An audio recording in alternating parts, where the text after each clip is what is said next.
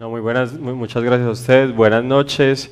Mi nombre es Marlon Mejía, pues como ya saben he trabajado pues en la consultoría de riesgos, entonces el objetivo de la charla de hoy es que conozcamos un poco de cuáles son las buenas prácticas para la gestión de riesgos en proyectos que contemplan pues la construcción de túneles. Bueno, entonces iniciemos con la charla. Listo, entonces, ¿cuál es la agenda de la noche de hoy, pues de la tarde de la conferencia? Es, primero, presentarles pues el objetivo de esta charla, hacerles una introducción pues del origen de las buenas prácticas en la gestión de riesgos para la construcción de túneles, o sea, mostrarles también el alcance de estas buenas prácticas y cómo se implementan a lo largo de la gestión de riesgos en cuanto a aspectos de roles y responsabilidades y en las diferentes fases del proyecto. Entonces el objetivo inicial y el primordial es, de pronto algunos de ustedes conocerán cuáles son las buenas prácticas para la gestión de riesgos, cuál es el código que se conoce como el código de túneles, pero a las personas que no, o a las personas que también pues que ya lo conocen, es darles un poco más de profundidad sobre cuáles son las buenas prácticas para la gestión de riesgos en proyectos de túneles. Digamos, estas buenas prácticas son aplicables a proyectos de construcción en general, entonces, sino que proyectos que involucren túneles son un poco más complejos, entonces digamos, estas buenas prácticas son un poco más amplias. Listo, entonces, ¿por qué se presentan fallas en los proyectos? Entonces, hay muchos factores. Entre esos factores está la mala planeación, factores de diseño, digamos liderazgo, dirección correcta en los proyectos, el manejo de capital, los temas de la mano de obra, tecnología, las competencias o habilidades del personal que maneja este tipo de proyectos. Un factor importante, los temas de cambios, la gestión de cambios y cambios regulatorios que se presenten a lo largo del ciclo de vida del proyecto que generen pues digamos alteraciones a los proyectos. Digamos algunos siniestros que se han presentado en proyectos que contemplan túneles, de construcción de túneles. Entonces acá yo les quería mostrar como un listado previo al diseño o a la elaboración de estas buenas prácticas, del documento de buenas prácticas. Estos son proyectos, digamos, a nivel mundial, se han registrado las pérdidas, esas pérdidas corresponden al daño material que se presentó. Ahí se contemplan, digamos, hasta el año 2000 algunos de los siniestros más importantes y las causas por las que fallaron. De algunos de los que se tiene información de estos siniestros son por fallas en la construcción, de procedimientos constructivos, algunos factores de diseño, pero hay fallas constructivas dentro de estos, o sea, que causaron estos siniestros. Digamos, en la sumatoria de estos proyectos, a grosso modo, hay unas pérdidas aproximadamente de 400 millones de dólares, sin contemplar simplemente en los daños, sin contemplar lo que son los retrasos y lo que generaría esto en temas de lucro cesante.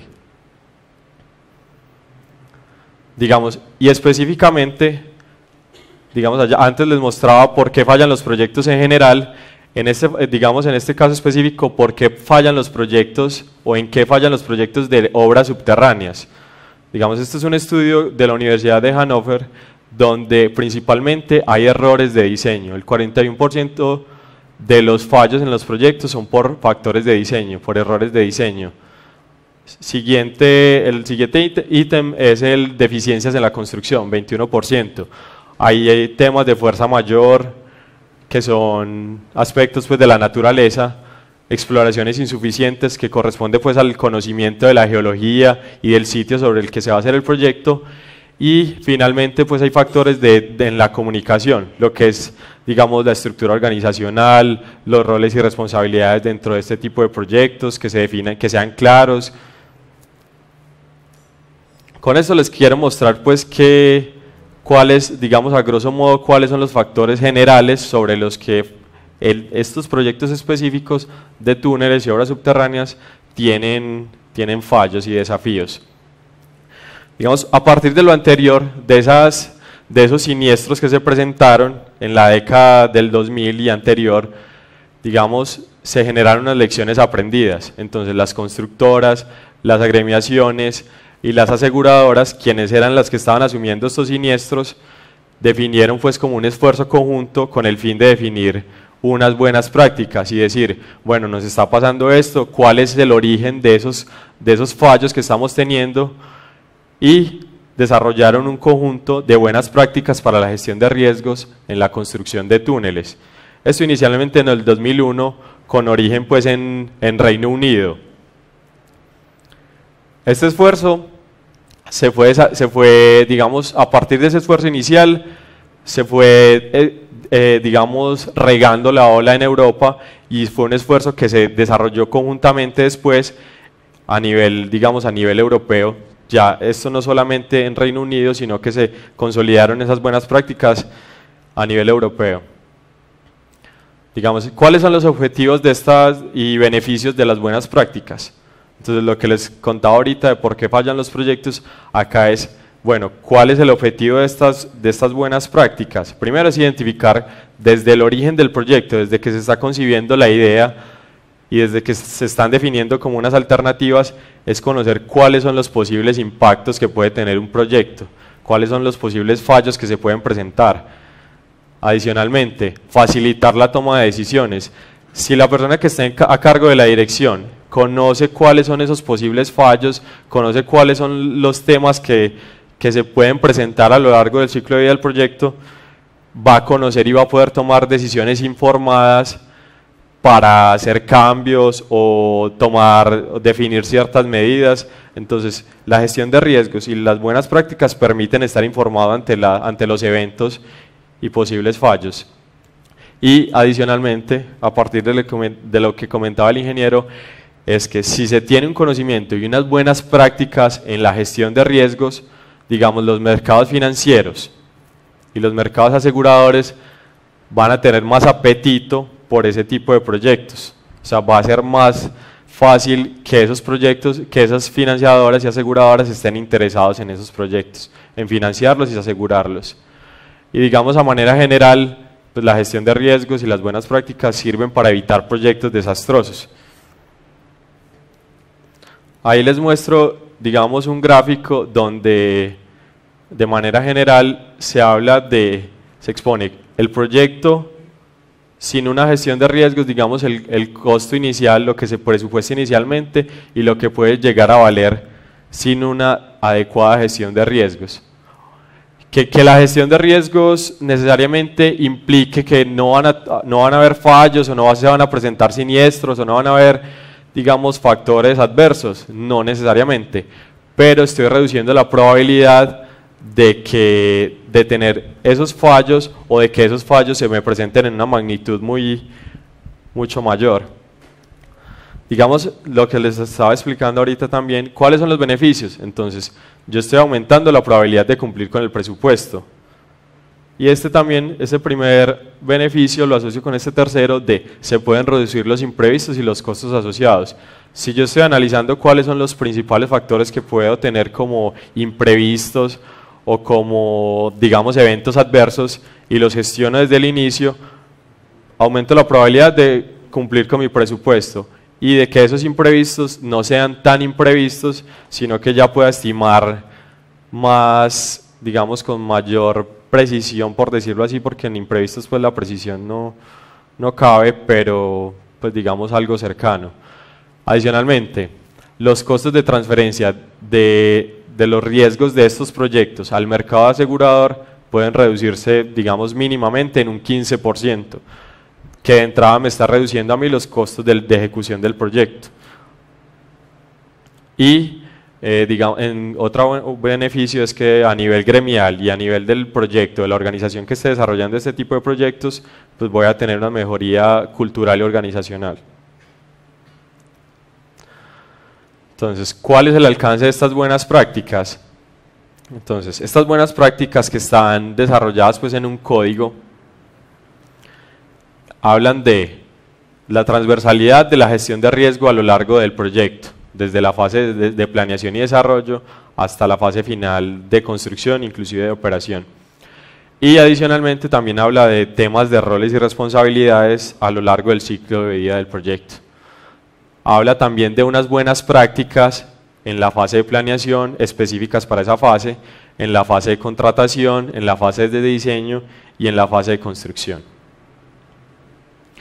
¿Cuáles son las premisas que tiene este código o estas buenas prácticas? Las premisas principales es que, digamos, el origen, por el que les contaba, el origen de este código, de estas buenas prácticas, son europeas y son británicas específicamente. Entonces, la formalidad en los procesos. Digamos, los británicos son muy formales y la formalidad en los procesos es fundamental. Que estén documentados, todos los procedimientos documentados y que sean revisados y actualizados permanentemente. Digamos, ya entraré un poco en detalle en qué consiste cada uno de esos elementos, pero generalmente las premisas es y que cada una de las fases tenga un análisis de riesgos. Entonces la fase principal, la que es transversal a todo el ciclo de vida, que es la gestión de riesgos. Entonces la implementación de estas buenas prácticas. ¿Por qué es importante la gestión de riesgos? Digamos lo que les comentaba ahorita, complementado a que nadie quiere en un proyecto tener, digamos, colapsos, muertes, afectación ambiental, tampoco en temas de reputación, daños a maquinaria, retrasos. En las buenas prácticas o en el código de buenas prácticas se habla de una metodología de gestión de riesgos. Ahí se establecen unos puntos principales y unos criterios a seguir para la gestión de riesgos que, digamos, no habla necesariamente de la ISO 31000, sino que homologando a un estándar internacional que se conoce a nivel local, que está homologado por la NTC. Los parámetros del que habla el código y las buenas prácticas son similares y son homologables con la ISO 31000, con los procedimientos y los pasos de la ISO 31000. Entonces la ISO 31000, digamos, tiene este ciclo que habla del establecimiento del contexto. Entonces para el proyecto, definir cuáles son los objetivos estratégicos. Entonces, ¿cuáles son mis objetivos en cuanto a costo, en cuanto a los plazos de ejecución, en la calidad esperada, la reputación, cómo pienso yo manejar los temas de reputación? Digamos, en los proyectos ya los temas de reputación y socioambientales no son algo sobre lo que se deba pasar de largo, sino que hay que ahondar en esos temas porque ustedes conocerán pues proyectos que se han visto afectados muy fuertemente por estos temas, como el proyecto El Quimbo, donde temas de reputación y temas de manejo ambiental no han sido gestionados, digamos, de la manera que ellos hubiesen esperado que hubieran obtenido los resultados en esos temas. O sea, ellos no esperaban estas consecuencias que están teniendo hoy en día. Adicionalmente, el contexto, ¿qué debo definir? Debo definir el entorno legal y normativo que abarca el proyecto, conocer la organización que está desarrollando y el dueño del proyecto, y determinar los niveles de tolerancia, o sea, qué espero yo o qué soy capaz de aceptar en cuanto a en cuanto a los riesgos.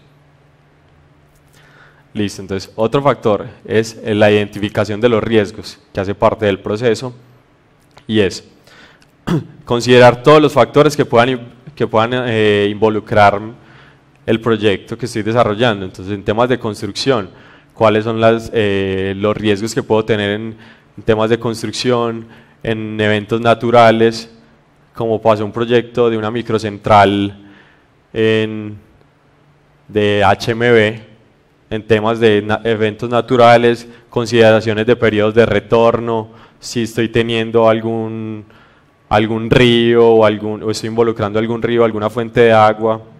En temas tecnológicos, si mi proyecto requiere maquinaria o equipo especializado, que tenga soporte técnico local, o que en caso de un daño tenga que esperar un tiempo y traer el soporte que viene desde Alemania.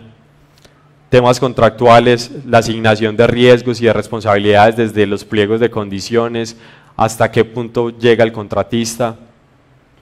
financieros y de gestión. Entonces, por ejemplo, cumplimiento de ciertas garantías financieras. Lo que les hablaba del tema de diseño es muy importante, porque digamos se da por sentado que se entrega el diseño, pero es muy importante tener una asesoría de diseño durante el desarrollo del proyecto, donde yo pueda controlar los cambios.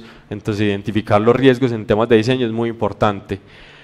Operacionales, riesgos ya no solo de la construcción, sino cuando ya el proyecto entre en operación, cuáles son los riesgos que se pueden presentar y si se puede afectar esos riesgos que se podrían presentar en la operación desde el diseño y desde la contratación. Es importante identificarlos y tomar medidas pues, para la gestión. Temas de riesgos sociopolíticos. Entonces, proyectos que no se puedan, o sea, si no se contemplan riesgos sociopolíticos, y más en Colombia, donde afectados proyectos, se han parado proyectos por temas de invasión de predios, no consideraciones de esos temas, se pueden parar la obra días, semanas, parar la entrega de insumos. Entonces es importante considerar también pues, los temas sociopolíticos. En cuanto al análisis del riesgo y la evaluación, que es como la cuantificación del impacto de esos riesgos en temas naturales, en temas, ya todas las categorías que vimos. Por ejemplo, aquí yo pongo esos principales proyectos que tuvieron esas pérdidas o esos siniestros, y aquí se muestra el impacto, lo que les decía, de cuantificar el impacto de esos posibles riesgos. Aquí está cuantificado en las pérdidas. Y lo que les hablaba también del tema de los plazos, los retrasos que puede tener un proyecto si no son considerados esos riesgos y el impacto que podrían tener. Por ejemplo, acá podemos tener que un colapso o unos siniestros afectaron proyectos, acá vemos mínimo en 6 meses. Retrasaron su entrada en operación en 6 meses, 10 meses, inclusive 36 meses. Eso no le espera a ningún proyecto. O sea, nadie desea tener un retraso en la entrada en operación de 36 meses. Y no solo por el tiempo que eso implica, sino por el costo que eso genera, digamos, el costo que eso genera por el lucro cesante. O sea, las cifras que se ven envueltas en un retraso en un proyecto de ciertas magnitudes con estos periodos. Por eso entonces se hablaba de que es importante estimar el impacto de esos riesgos o eventos que creo que se me pueden materializar en mi proyecto. Y la metodología de gestión de riesgos en ese sentido habla de, yo estimo la probabilidad de esos eventos que estoy identificando y estimo el impacto de las pérdidas o de los daños o de los costos o de las muertes, si estoy hablando de personas, que me pueden generar. Y el objetivo de la matriz de riesgos es priorizar, y sobre esos riesgos que están más críticos, yo priorizar las medidas de acción que puedo tomar y que debo tomar. Por eso es que se habla de que el proceso de gestión de riesgos y las buenas prácticas permiten una toma de decisiones informada, porque es que yo le estoy entregando al director del proyecto la información sobre los eventos que le pueden generar pérdida y que con antelación puede gestionar, puede tomar medidas correctivas, planes de contingencia, planes de emergencia. Entonces por eso es importante identificar y cuantificar los riesgos.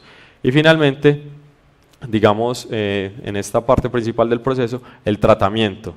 Entonces, si son riesgos que tienen una probabilidad alta, es decir, se me presentan con mucha frecuencia, pero me generan un costo, unas pérdidas bajas, digamos, yo puedo adoptar la medida de mitigar esos riesgos, definir personal, tomar algunas acciones, realizar algunas obras específicas. Si son riesgos de baja probabilidad y bajo el impacto, digamos, se pueden asumir por el proyecto, se pueden aceptar, asumir. Pero si son de baja probabilidad, pero un impacto muy alto en temas de costo, yo sí los podría transferir al mercado asegurador y también pues transferirlos a través de contratos o subcontratación. Digamos, esa es la manera en la que también se puede transferir. Ya, si se presentan riesgos que son de alto impacto y de alta probabilidad, pues la idea es evitar esa actividad que yo ya sé que me va a generar un evento grande, un costo grande, porque sé que es de alta probabilidad, o sea que la frecuencia en la que va a ocurrir es casi que seguro que se presente. Entonces la fase de tratamiento es definir acorde a los eventos que yo ya identifiqué previamente, que estimé sus impactos y su probabilidad, definir unas medidas de transferencias. Entonces identificar acciones para eliminar o reducir esos riesgos y también identificar las medidas con las que puedo controlar el impacto en caso de que se generen. Y finalmente, digamos, unos procesos que son transversales al proceso de gestión de riesgos, que son el monitoreo, la revisión y la comunicación y consulta. En esta fase, digamos, el código y las buenas prácticas hablan principalmente de definir un registro de riesgos. Entonces, ¿el registro de riesgos en qué consiste? Digamos, en un documento, por eso les hablaba de la formalidad y de, digamos, el registro.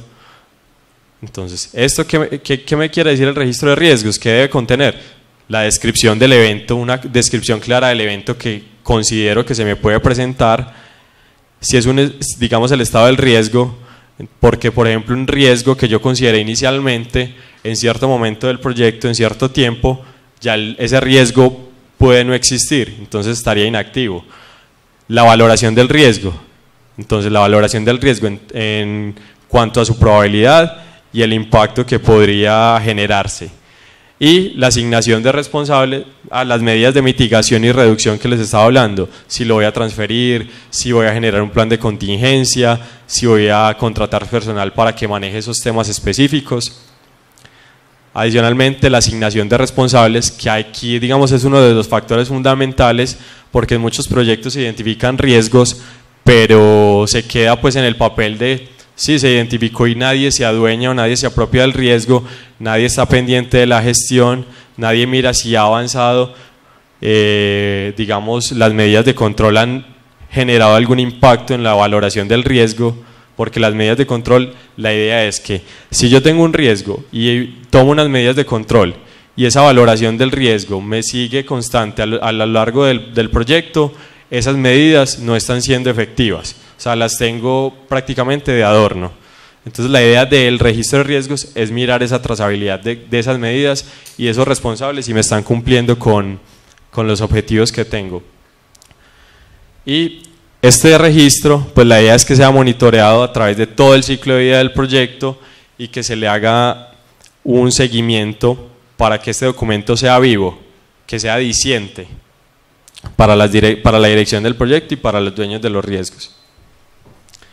Digamos ya en temas de roles y responsabilidades, las buenas prácticas hablan de definir claramente cuáles son los grupos de interés que van a estar involucrados en el proyecto. Grupos sociales, los accionistas, los proveedores, financiadores, aseguradores, si hay entes de control involucrados, si es un proyecto público. Es muy importante definir esos grupos de interés porque yo ya voy a tener claro de entrada cuáles son digamos, los intereses que tienen ellos, cuáles son sus demandas, o sea, qué información, qué cosas pueden demandar, qué cosas quieren como información, para definirlo inicialmente y ya poder mapear cuáles son, digamos, las necesidades que ellos que puedan tener. En cuanto a los roles y responsabilidades específicos, es muy importante tener un mapa de los actores involucrados y una estructura organizacional dentro del proyecto. Al igual que lo anterior, digamos que sean documentos vivos, que sean socializados al proyecto, porque muchas personas pueden tener esta estructura, pero aún no las revisa y no aplica al momento, las personas que estaban a cargo ya no están y ya unieron ciertas áreas y los responsables de ciertos temas están o ya no existen o ya están delegados en otras áreas. Es muy importante esto, y porque el origen, lo que les decía, la formalidad, que sean documentos revisados, actualizados. Entonces en estos temas de roles y responsabilidades es muy importante principalmente definir el personal clave que va a haber involucrado en el proyecto, un procedimiento de selección de personal donde se evalúen las competencias sea clara la evaluación de las competencias para las personas que van a desarrollar, digamos, esos cargos claves, y que haya una persona encargada que sea responsable, que sea el doliente de la gestión de riesgos en el proyecto, porque por lo general la persona encargada de la gestión de riesgos, o dicen el director del proyecto que es la persona que está encargada de los temas de seguridad y salud en el trabajo, o es la persona, el jurídico, pero que tiene como, digamos, un tema anexo, secundario, la gestión de riesgos. Entonces, en estas buenas prácticas es que haya un doliente encargado del tema de gestión de riesgos estratégicos, no solo de seguridad y salud en el trabajo, no solo ambientales, sino global, que abarque temas financieros, temas de construcción, comités de obra. Digamos ya las buenas fases dentro de las buenas prácticas dentro de las fases del proyecto. Inicialmente dentro de la fase de planeación y desarrollo. Digamos, alguna de estas cosas puede ser, o sea, que ustedes las vean muy evidentes y muy obvias, pero pues digamos para todos no es tan claro, como es el análisis de riesgos de alternativas. Pues para los proyectos inicialmente en la fase de desarrollo se conciben estudios de alternativas. Entonces estos estudios, digamos, definen los criterios sobre los cuales se va a seleccionar la mejor alternativa. Pero entonces la buena práctica habla de hacer un análisis de gestión de riesgos, un análisis de riesgos de identificación y valoración de los riesgos que me implica cada alternativa. Entonces, si por esta alternativa voy a tener, digamos, infiltraciones, cuál va a ser el manejo, cuáles son los riesgos asociados, cuáles son las medidas que voy a tener y el costo que esto me implicaría. Entonces, por eso es importante, porque se evalúa desde el inicio el impacto que puede tener esos riesgos, digamos, en cuanto a la duración del proyecto, en cuanto al costo, porque, digamos, puedo estar expuesto a eventos mucho más difíciles que requieran unos costos para su atención. Digamos que me encuentre una roca más difícil, que necesite un mayor refuerzo, mayor soporte. Adicionalmente, análisis de riesgos a partir de las exploraciones geológicas, que va muy acorde a lo que les estaba comentando anteriormente. Y estudios de viabilidad del proyecto. Digamos, eso generalmente se hace un estudio de viabilidad del proyecto. Lo importante también es que queden documentos suficientemente sustentados para que sean susceptibles como de una revisión y una auditoría, y que la persona que lo revise tenga claro cuáles fueron los argumentos y los sustentos para seleccionar la alternativa que se va a desarrollar. Digamos acá lo que les decía, las premisas, o sea, digamos, procedimientos documentados, evaluados, revisados y actualizados. En la fase de contratación, digamos, definir claramente cuáles son los criterios sobre los cuales se va a contratar. Un manual de contratación, por lo general el manual de contratación está en empresas, pues digamos, ya maduras, pero por ejemplo en consorcios se puede adoptar las buenas prácticas de una empresa, de una de las consorciadas al proyecto, tener unos criterios claros donde se evalúe también, se tenga una asignación clara de los riesgos, qué parte asume el contratista, qué parte asumo yo, hasta qué punto, que quede todo eso documentado, porque a veces quedan en unos limbos jurídicos y hay unos pleitos a lo largo del proyecto, porque se puede parar un proyecto, decir esta parte no me corresponde, y se puede en un alegato llevar un tiempo importante pues del proyecto, un retraso. Adicionalmente, exigir a los oferentes, digamos en un proceso de contratación, un análisis de riesgos como documentación de soporte, que ellos analicen los riesgos que conciben o que ellos ven en ese proyecto durante todo durante todas las fases. Y también dentro del pliego de condiciones exigirle al contratista, digamos la persona que está desarrollando el proyecto, un programa de gestión de riesgos, digamos un programa estructurado, un programa claro, que tenga un doliente, que siga una metodología, digamos, estándar.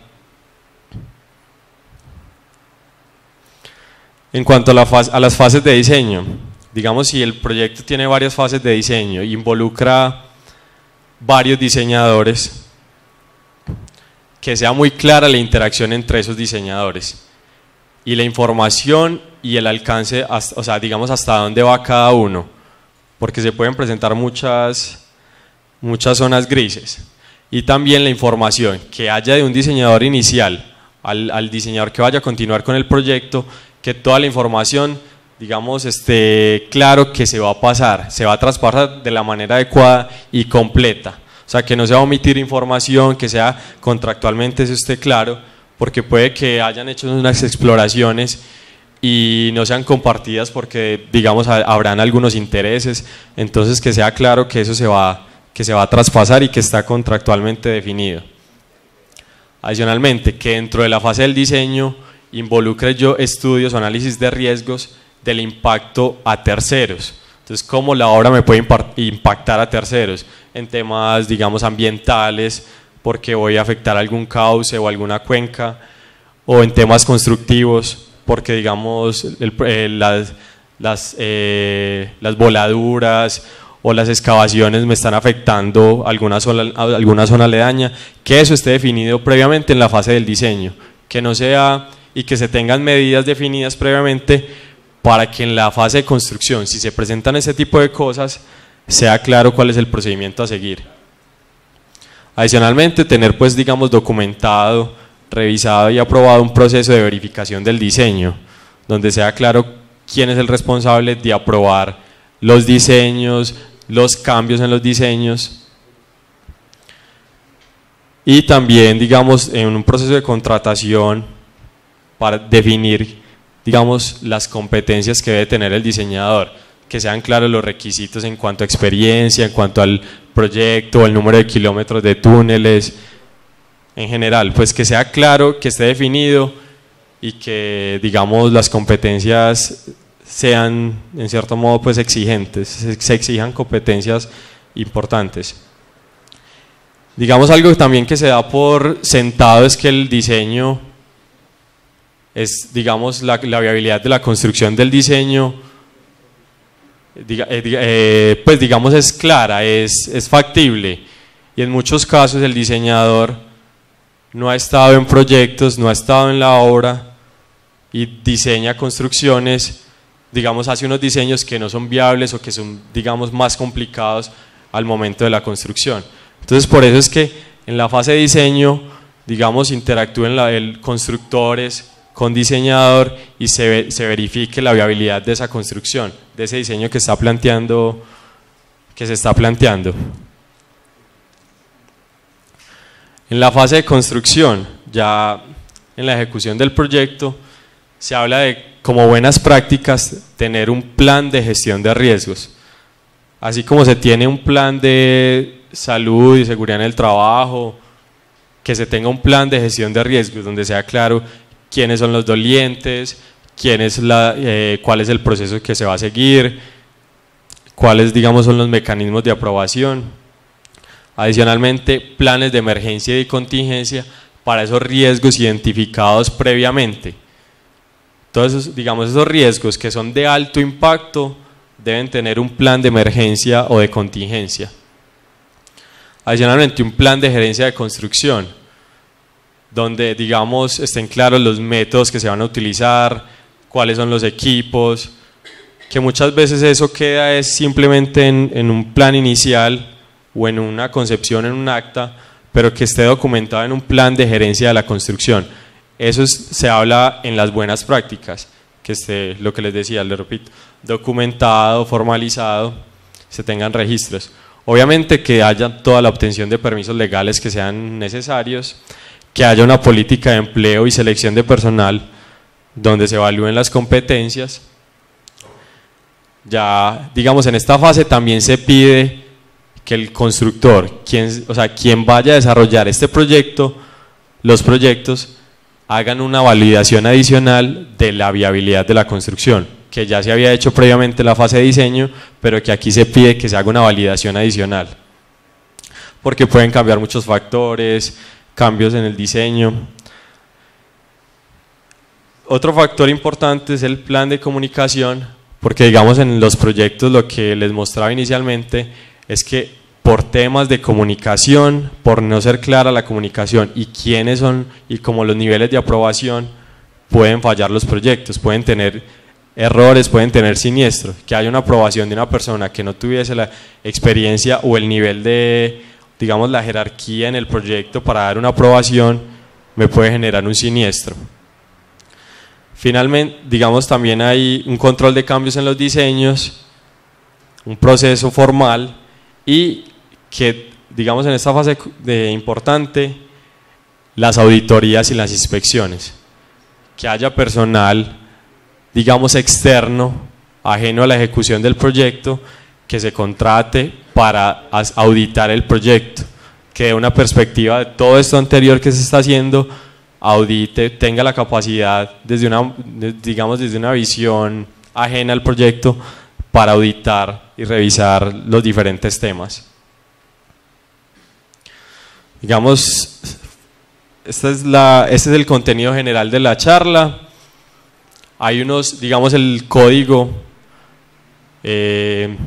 habla, digamos, de unos ítems pues mucho más en detalle, pero que yo quería traerles, digamos, los elementos más importantes y darles a conocer pues la importancia de la implementación de las buenas prácticas para la gestión de riesgos en proyectos, no solo de túneles, sino en general de construcción, porque es un tema que por cultura es un poco difícil de implementar. Algunos proyectos y algunas empresas tienen buenos programas de gestión de riesgos, pero es un tema que todavía está incipiente, digamos, a nivel nacional. Muchísimas gracias. Digamos, en la documentación, digamos, en la presentación que se les pasa, ahí les dejo algunos enlaces donde pueden consultar información adicional y también pues si requieren alguna pregunta, tienen alguna inquietud, pues nos pueden contactar al equipo que trabajamos en gestión de riesgos en Delima, que también les dejamos pues la información de contacto. Muchas gracias.